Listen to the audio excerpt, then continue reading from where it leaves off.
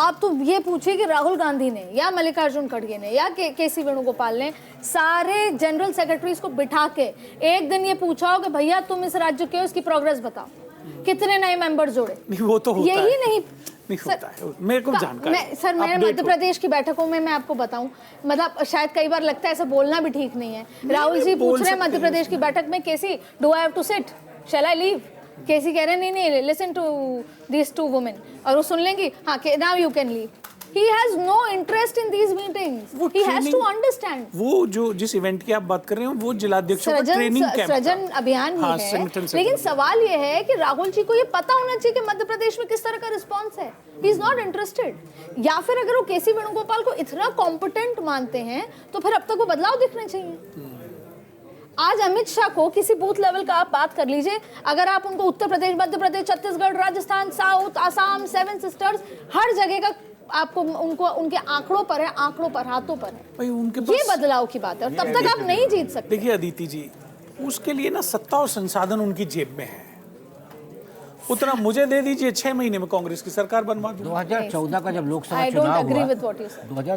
लोकसभा चुनाव हुआ तो भारतीय जनता पार्टी के पास कितना संसाधन था?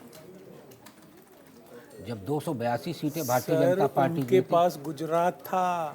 क्यों, आपके पास भी तो कांग्रेस के पास भी तेलंगाना है, हिमाचल प्रदेश है, संसाधन की कमी नहीं है। फंडिंग पे नहीं अभी बीजेपी के पास जितना फंडिंग है, वो अग्री सर, जब यूपीए 1 यूपीए 2 था 60 साल से थी तो उनके पास था सर। देश के बड़े उद्योगपति आज भी बीजेपी के साथ हैं, उनके समर्थन में खड़े हैं। खुद एक बात करना चाहूंगा कि कांग्रेस के पास कहाँ है? हम लोग मुद्दा लेकर चले, हमेशा दोनों को देता है, वो सत्ता पक्ष को भी देता है, विपक्ष को देता है, नहीं दे रहा, सिर्फ एक एक करके बात कर रहे थे। हम लोग मुद्दा से भटक रहे हैं। हम लोगों का मुद्दा था कि अध्यक्ष जो बनाया गया वो क्यों बनाया गया।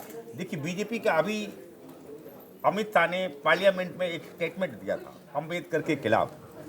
उनका सोचने का तरीका बदल रहा है। वो सामाजिक न्याय, SC ST OBC को छोड़कर अलग वोट बैंक जो है, अपर कास्ट वोट बैंक, चाहे वो आरक्षण के मुद्दे पे देख लीजिए, हर मुद्दे पे वो उस पर अब फोकस करना चाह रहा है। इसीलिए इस वर्ग से हटा के वो एक ऐसा वर्ग को लाना चाहता है जो अदर वोट बैंक है, उसको कैप्चर करना चाहता है। वो 40% अगर वो कैप्चर कर लेता है पूरे हिंदुस्तान में तो उसका इलेक्शन जीतता रहेगा। मुझे लगता है दोनों हैंड इन हैंड चल रहे हैं। नहीं, वो तो वोट बैंक पिछड़ रहा है ना। सारे बिहार में देखिए नीतीश बाबू क्या पॉलिटिक्स कर रहे हैं, पॉलिटिक्स कर रहे हैं। लालू यादव वो पोस्ट कर, सारे लोग उसी पर फोकस कर रहे हैं, चाहे मुलायम सिंह की पार्टी हो या मायावती हो, जितना हो।